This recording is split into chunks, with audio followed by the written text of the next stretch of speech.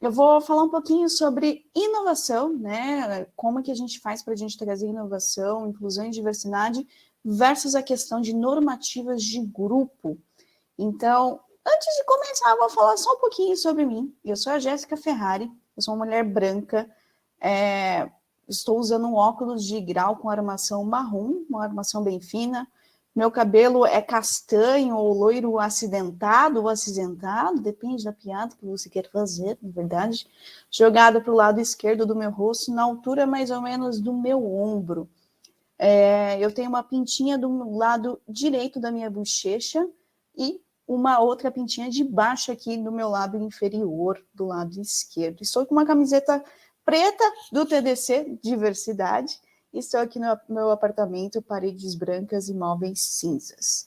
Bom, fora isso, né? Fora essa minha descrição, eu atuo atualmente como linha de IO Coach na TOTUS. É TOTUS, gente, não é TOTUS. Tá? Eu também cometi esse erro, também achava que era TOTUS, mas é TOTUS, tá bom? Eu já fui desenvolvedora, já fui analista de suporte, já fui líder técnica, mas eu sempre gostei muito de pessoas, muito de gestão, e eu acabei trilhando esse caminho, né? Então, conheci um negócio chamado agilidade, e desde então, não mudei minha trajetória, continuo aí na agilidade. Eu também sou uma das staffs organizadoras da comunidade de mulheres agilistas, que é uma comunidade voltada para pessoas que se identificam como mulheres, e a gente tem workshop, palestra, é realmente uma corrente de apoio aí para as mulheres. Também sou coordenadora, fui, né, agora tem que colocar no passado, acabou o TDC, acabou 2021, 21, 20, 21 ou 20, eu já não sei, é 21, né, que a gente sai, eu já me perdi. Era coordenadora da trilha Kanban, né, do TDC aqui, também participei do AGE Brasil, e teremos DevPira Festival no dia 4, que é vulgo sábado, e teremos uma trilha só de palestras com relação à diversidade, acessibilidade e inclusão. É gratuito e vocês todos, todas e todes estão super convidados. Também faço mentoria e tutoria para pessoas que estão em transição de carreira ou que já são agilistas e gostariam de aprender alguma coisa a mais. E tudo isso é de graça, tá, gente? Eu não cobro um centavo por isso, porque a minha missão de vida é transformar a vida das pessoas através do conhecimento.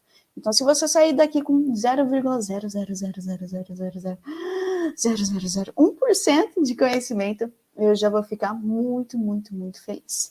Bom, mas chega de falar de mim, vamos falar de coisa boa, né? Vamos falar de TechPix. Não, é outra coisa hoje, é verdade. Vamos falar sobre seres humanos, né? Quando a gente fala um pouco de antropologia, tem várias correntes que defendem por que os seres humanos se tornaram seres humanos, né? Inteligentes, sapiens e tudo mais. Alguns pesquisadores dizem que foi a questão da gente conseguir caminhar sobre duas pernas, outros da nossa comunicação, outros falaram sobre a descoberta do fogo, e tem uma corrente que diz que a capacidade que o ser humano teve de conseguir se organizar em sociedades complexas foi o que fez o ser humano, né, ser sábio, digamos assim. Porque, na realidade, até então, a gente não tinha grupos de indivíduos, né, de animais, onde você passava mais de 100, né, indivíduos ali num grupo e eles conseguiam se manter organizados de certa forma. E o ser humano, conforme ele foi evoluindo e foi subindo a pirâmide alimentar, ele foi realmente conseguindo se organizar em sociedades complexas.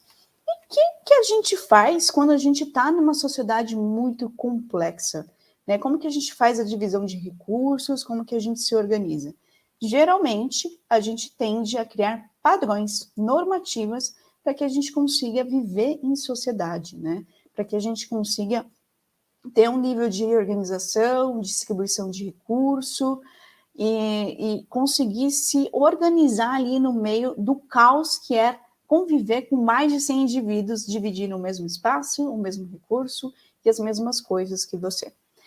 E aí, a questão de você ter o padrão, né, uma normativa social, um conjunto de regra social, ajuda com que tudo isso se torna uma coisa mais segura, mais previsível. Você consegue medir as coisas ali usando a mesma régua, a mesma medida. E tem uma outra coisa aqui, né? Que o cérebro humano adora um padrãozinho assim, né? Porque toda vez que a gente tem que processar alguma informação ou até obter algum conhecimento, o cérebro gasta muita energia. E se você pensar, né, na nossa evolução, quanto menos energia a gente gastar, melhor para a nossa sobrevivência. Então, o nosso cérebro gosta, né, dos shortcuts, né, dos caminhos mais curtos, das coisas mais simples, mais previsíveis e mais seguras, que ele não tenha que gastar muita energia. Então, a gente pega e cria esses padrões em tudo, desde as nossas formas de trabalho, quando a gente fala principalmente de organizações manufaturadas, fábricas, e até, né, por exemplo, padrões de desenvolvimento de software, padrões de análise e seleção de pessoas, a gente acaba criando vários padrões para que a gente consiga trabalhar e organizar o nosso trabalho ali dentro do nosso dia a dia. Isso também se replica até as questões das hierarquias das organizações, né? A gente sabe que a gente vai ter lá o CEO, o CTO, o CFO, eu sei que começa sempre com C, né? O que eu não sei. Mas tem um cara lá que é o pai da hierarquia e isso vem descendo de alguma forma, né? Então, a gente consegue se organizar ali até em questões organizacionais. E parece que essas questões de padrões organizacionais só estão nas empresas, mas até a máfia tem uma organização de hierarquia. Até o bairro ali da sua esquina tem algum tipo de organização, algum tipo de padrão que é seguido. E, geralmente, quem cria esses padrões e essas normativas é alguma pessoa que teve algum tipo de destaque. Seja porque é uma pessoa que tem mais conhecimento que as outras, e possivelmente se ela tem conhecimento é porque ela teve mais acesso a conhecimento, mas aí é uma outra palestra para a gente falar de questão de classe social, fica para um próximo, não muito distante. Mas a gente tem a questão da análise de obter conhecimento ou conseguir ser uma pessoa de destaque por força física, ou porque tinha algum tipo de, sei lá, mais dinheiro, mais poder que outras pessoas. Enfim, você tem uma figura de destaque sempre num grupo, seja um grupo de muitas pessoas ou de poucas pessoas, você sempre vai ter um líder ali. E, geralmente, esse líder, ele é supremo, ele é sábio, né, dentro dos grupos. E ele faz com que as outras pessoas acabam sendo colocados dentro dessas normativas de grupo, dessas regras sociais, para que o grupo seja regido ali pelas regras. E todo mundo tem que seguir essa regra.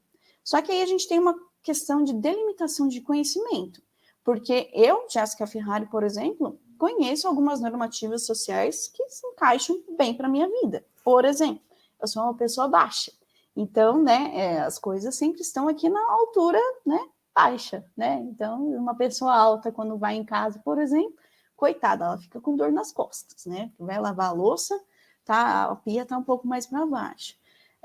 Então, assim, eu organizo o meu mundo de acordo com a minha verdade.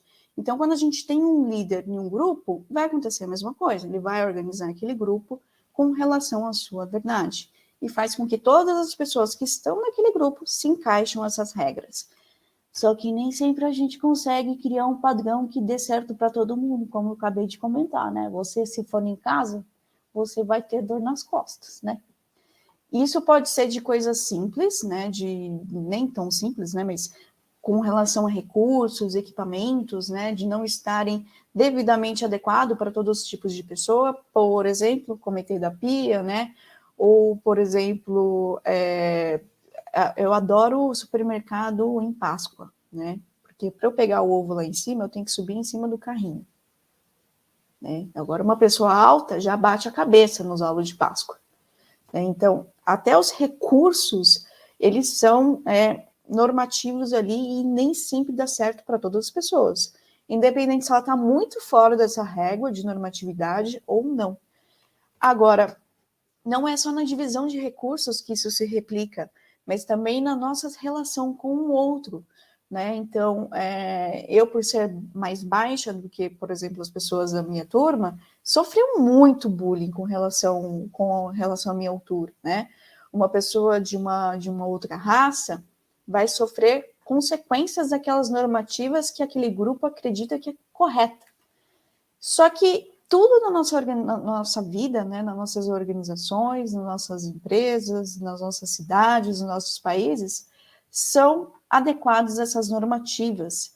E dizem que isso é igualdade, só que nem sempre, né? Porque se você divide os recursos da mesma forma para todo mundo, não é todo mundo que tem a mesma necessidade. Então, a gente não tem igualdade, né? A gente tem uma distribuição de recurso e ela não acaba se adequando ali a todas as necessidades. Eu sei que você está perguntando, Jéssica, mas onde você quer chegar sobre isso, né? Que a gente está falando de inclusão, de diversidade, de tecnologia. Calma, eu já vou chegar lá. Pensa um outro sentido. Por exemplo, você que é brasileiro, vai, sei lá, para a China, a sua tomada não vai funcionar lá, né? Ou seja, a China não é feito para você, nem para mim, né? Pelo menos no formato de tomada, pelo menos a gente pode dizer que a gente é igual à Suíça, né? Que incrível, pelo menos alguma coisa, né, gente? Mas até nos recursos mais simples que a gente usa, por exemplo, o carregador de um celular, ele não vai funcionar em todas as normativas sociais. Isso, quando a gente fala de tecnologia, é um problema, porque se a tomada já não funciona, a gente já está impactando na questão da tecnologia. Você não vai conseguir usar o seu notebook, você não vai conseguir usar o seu celular. E agora, quando a gente fala de desenvolvimento, algoritmos, a mesma coisa acontece, né? Porque aqui, por exemplo, esse é um recorte de um artigo da Canaltech, de que algoritmos de reconhecimento facial falham em combinar rostos de mulheres negras. E, cara, a maioria da população é negra. Como que a gente faz um algoritmo que não faz esse tipo de reconhecimento? Porque geralmente as pessoas que estão envolvidas nesses projetos não fazem parte dessa classe social ou desse tipo de raça, dessas pessoas, né? E aí, quando a gente fala muito de tecnologia, inovação, e olha a questão da palavra inovação, a gente entende que inovar é tornar novo, renovar, restaurar, introduzir uma novidade em alguma coisa que a gente já conhece. Senão a gente não consegue inovar. E aí, em vez de ter um time que é muito parecido, onde você olha, que antes, quando a gente trabalhava assim dentro das empresas, você olhava assim as baias, né, as mesas, você via que tinham pessoas muito parecidas, né? De uma classe social parecida, de uma raça parecida. Então, isso não é novo, né? A gente não tem novidade ali, né? E como que a gente vai criar um produto que vai atender várias pessoas de diferentes raças, etnias, gêneros, diferentes da nossa normativa social, né? Não tem como, a gente vai acabar criando sempre um produto para o mesmo grupo, né? Que geralmente é o grupo que a gente está inserido. Então, em vez de ter um time assim, que é muito parecido uns com os outros, a gente precisa ter cada vez mais times mais diversos, com pessoas diferentes, de lugares diferentes, de gêneros diferentes, com ou sem deficiência, de raças diferentes, para que a gente consiga ter visões diferentes sobre o mesmo problema. E o que eu ouço muito, e eu ouvi inclusive esses dias, é que não, mas é difícil contratar uma pessoa preta, é difícil contratar uma mulher para tecnologia. Bom, eu queria até perguntar para as mulheres que estão aqui, né, nos assistindo, vocês se sentem representadas nesses anúncios aqui de computadores da década de 70, 80, 90? Onde a maioria das imagens você tem um homem branco, bem mais velho, né? Ou então é uma mulher sexualizada, inclusive que tem um título assim, ó, versátil, dependente, compacta, talvez até sexy. Aonde que isso tem representatividade, né, feminina? Em lugar nenhum. Aí você pensa, não, isso é só dos anos 90 para trás. Será? Será que a gente ainda não consegue, não encontra esse tipo de representatividade distorcida na tecnologia?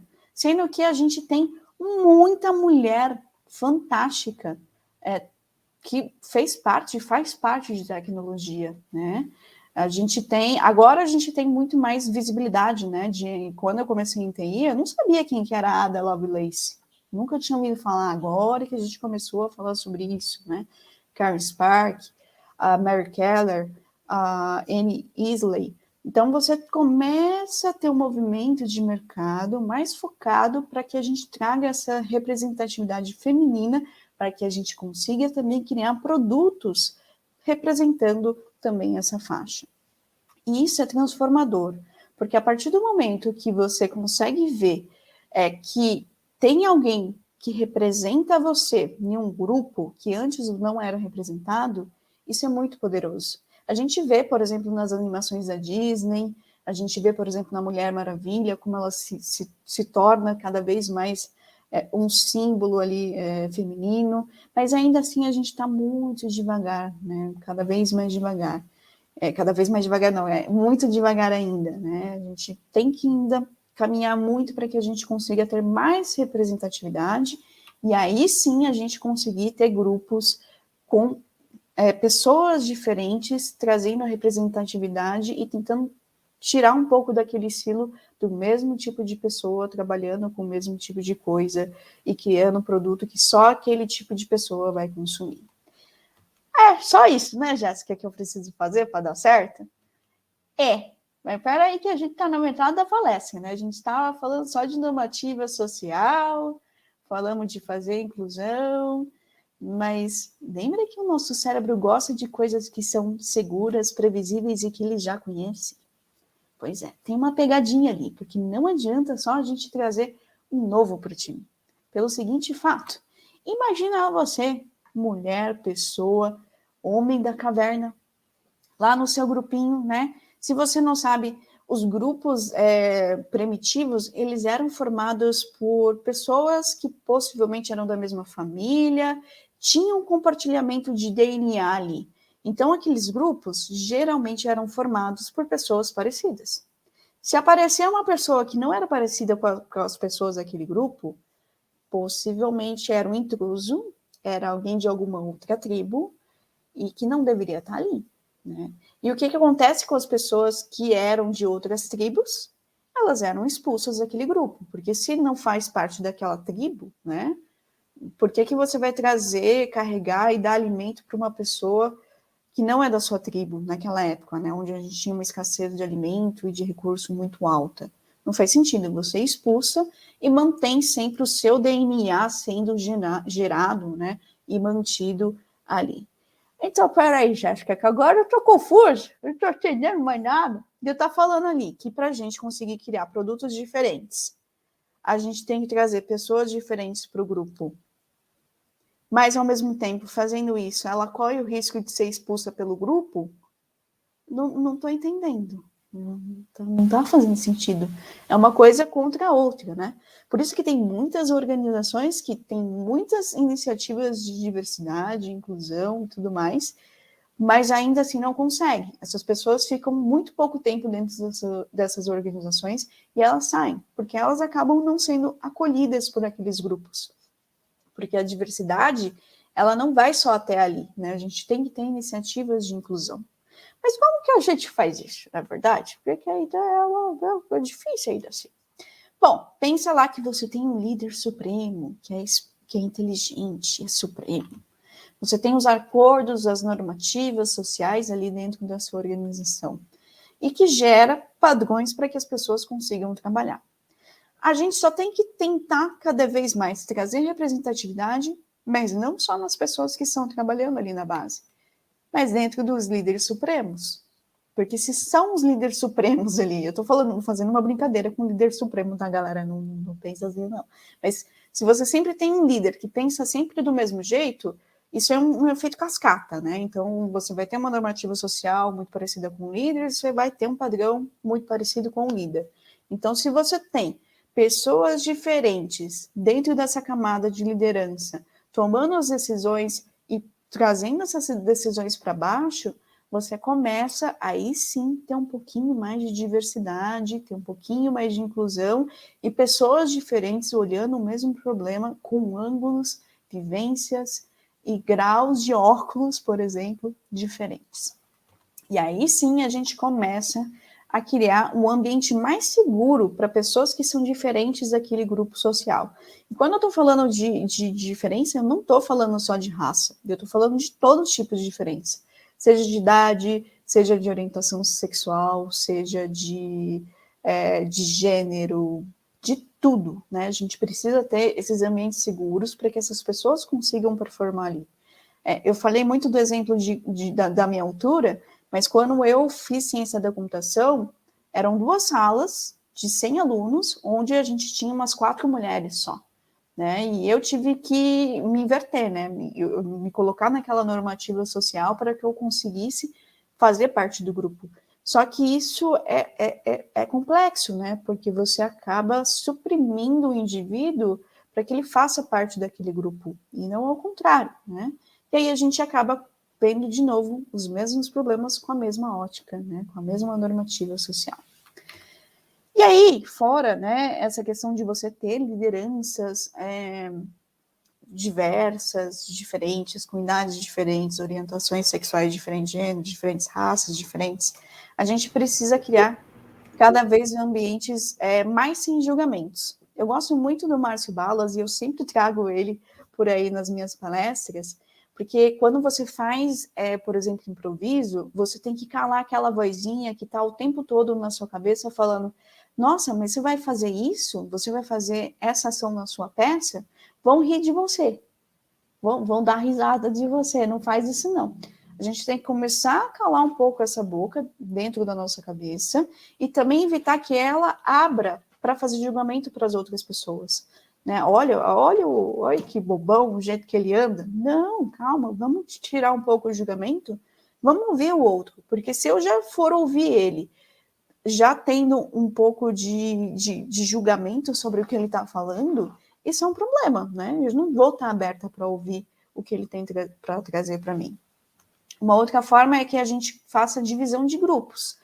Então, por exemplo, vamos fazer um workshop aqui com um monte de gente, vai ter 30 pessoas aqui na sala e tal.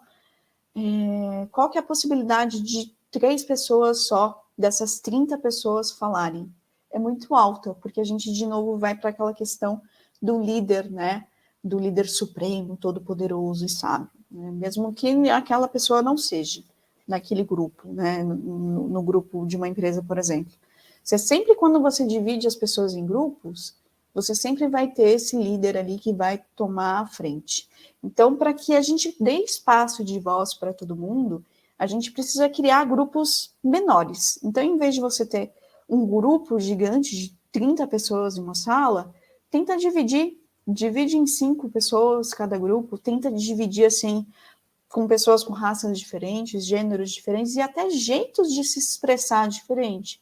Então, se você sabe que tem uma pessoa que tem um perfil que fala mais baixo, fala menos, tenta colocar ela em um outro grupo que ela vá ter espaço de voz, para que ela possa falar, né? E depois você junta todas essas ideias desses pequenos grupos, né?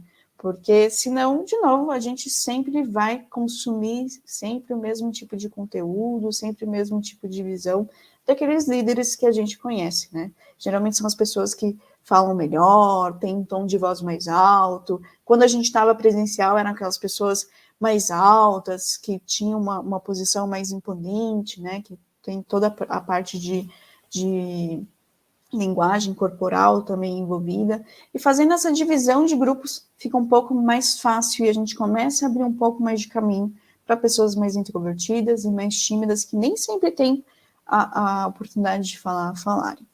Uma outra coisa que a gente pode fazer é substituir o brainstorming. Nossa, assim, é muito estranho, né? Porque tudo que a gente vai fazer, não, vamos fazer um brainstorm, um toró de palpite aqui, vamos fazer uma chuva de ideias, só que a gente cai naquele mesmo ponto, né?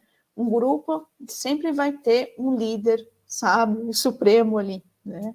Por mais que ele não seja o CTO da empresa, ele sempre vai ter um tom de voz maior. E isso, de novo, acaba com a questão de abertura para as pessoas falarem.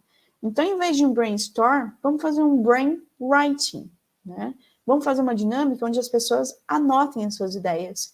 A gente consiga ver, talvez, no Miro, no mural, se você está presencial, em post-its, faça uma votação, porque às vezes você tem uma ideia muito boa, mas se você coloca em discussão essas pessoas mais líderes, elas vão influenciar na decisão, por mais que a decisão seja diferente do que a maioria das pessoas do grupo querem. Então, essa sacada de parar um pouco com o brainstorm e ir um pouquinho mais para o brainwriting e para a votação pode te ajudar também a ter um ambiente um pouquinho mais seguro para que a gente tenha um pouco mais de diversidade de ideias. Outra coisa muito importante é que a gente tenha grupos de diversidade, né? Grupos que falam sobre feminismo, grupos que falem sobre racismo, porque às vezes eu tenho eu tenho um comportamento muito machista, mas se eu não ouço de uma outra pessoa o outro lado dessa história, né, e esses grupos dão essa possibilidade para a gente, eu nunca vou me tocar que aquele comportamento é machista. Então, é muito importante que a gente tenha esses grupos de diversidade para que eles movimentem essas discussões. E até a gente entenda quando a gente, por exemplo, sofre alguma coisa de machismo, algum racismo, alguma coisa assim, como que a gente pode atuar, como que a gente age, o que que a gente faz. É importante também que a gente tenha muitos treinamentos nas organizações, né? Treinamento também sobre machismo, sobre racismo, para que isso não fique só nos grupos diversos, né? Tipo, só nos grupos de mulheres tem conteúdo sobre mulheres, mas que tem em toda a empresa conteúdo sobre feminismo, porque aí um homem vai também ter a possibilidade de absorver esse conteúdo, né? Entender que talvez as atitudes deles não sejam mais adequadas, né? E que a gente crie cada vez mais espaços de fala para que uma pessoa que tem algum tipo de deficiência possa vir falar um pouco da situação dela, de como que ela vê o mundo, como ela enxerga as situações, como uma mulher enxerga as suas situações, para que a gente consiga fazer essas informações circularem. Uma coisa também que é muito importante é, se você está num grupo que você se sente acolhido, ou pelo menos que você tem espaço, e você ouve ou nota alguma coisa diferente, levanta a mão. Eu acho que essa palavra aqui, né, criado mudo, acho que essa palavra aqui talvez não seja a melhor, né? Denegrir, talvez essa palavra não seja a melhor, gente. Vamos dar uma pesquisada da onde que vem essa palavra, ou da onde vem esse comportamento, né, para que a gente consiga fazer essas informações circularem, para que a gente consiga sair um pouco do automático e aos pouquinhos quebrando esses machismos, essas normativas sociais que não fazem mais sentido no nosso dia a dia. Programas de caça-talentos. Lembra que eu comentei que tem muita gente que fala, mas eu abro que vaga, de 100 pessoas, uma mulher se inscreve, uma pessoa preta se inscreve. Primeiro, elas não têm acesso, geralmente, né, a conteúdos diferentes, como TI, por exemplo, porque elas não são incentivadas, né? Como eu comentei, não tem representatividade, e às vezes não tem até a questão do incentivo até financeiro, porque dependendo, não é todo mundo que consegue fazer uma faculdade. Mas a gente não vai entrar na parte de classe social, porque, como eu falei, é uma outra palestra, né? Mas que a gente tenha programas de caça-talento e programas de formação de novos talentos, né? Que a gente abra vagas mais específicas para mulheres, que a gente crie programas de formação para mulheres. Por exemplo, nas minhas mentorias, eu sempre tento ter um pouco mais de mulheres dentro das minhas mentorias do que homens, pessoas mais LGBTs do que héteros, porque a gente começa a dar oportunidade para que essas pessoas também absorvam esses conteúdos. Também é muito importante que a gente tenha fóruns de apoio e acolhimento, né? Fóruns de debate. Putz, aconteceu uma situação muito machista comigo. É muito bom a gente poder colocar isso para fora, né? É muito bom a gente compartilhar com outras pessoas para que a gente consiga tirar esse peso que é muito pesado das nossas costas, né? E, às vezes, essas redes de apoio, elas transformam. Elas transformaram a minha vida esse ano, inclusive, né? Eu passei por umas situações bem fortes de machismo e eu recebi apoio de um grupo feminista que eu nunca imaginei que eu ia receber apoio, sabe? Isso é muito poderoso, né? Isso transforma, isso ajuda, o apoio transforma. Se você tá vendo que alguém está sofrendo com algum tipo de racismo, machismo, e se você estiver bem para ajudar aquela pessoa, nem que seja só para ouvir, ofereça seu ombro, ofereça seu ouvido aí também. Mas é importante que as organizações também tenham esses fóruns para que esse tipo de situação seja acolhida também. E também é importante ter aqueles fóruns de denúncias, né? Porque às vezes a gente pode passar por uma situação de um assédio ou alguma coisa assim, e a gente precisa também ter esse respaldo para que a gente consiga passar por isso, né? E corrigir para o melhor caminho possível. Porque o machismo, o racismo não só afeta, né, as pessoas que são desses grupos, mas também as pessoas que não são, né? Então, é importante que a gente consiga ir quebrando todas essas pedrinhas aí no nosso caminho, para que a gente consiga ter cada vez mais grupos mais diversos, mais inclusivos, mais acessíveis e com muito mais inovação. Para que a gente pare de ter ambientes onde os recursos são igualmente distribuídos, que né, mais ou menos, né, iguais, né, não, mas não fingir que é, e a gente tenha um ambiente um pouco mais de equidade, né, que a gente consiga separar distribuir esses recursos de uma forma que faça mais sentido para cada indivíduo. Bom, pessoal, era isso que eu queria trazer para vocês hoje. Tem muita coisa ainda que eu estou aprendendo. Provavelmente eu falei várias besteiras aqui. Eu vou ficar muito feliz caso você me chame em alguma rede social para falar, Jéssica, você falou um negócio, eu discordo, ou eu tenho uma visão diferente. A gente está em formação aqui, então eu vou ficar muito feliz se você me chamar e para a gente bater um papo.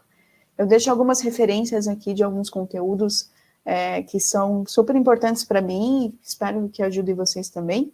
E fica aí as minhas redes sociais, o meu Linktree, para que vocês possam entrar em contato comigo. E vai ser muito legal bater essa bola aí com vocês.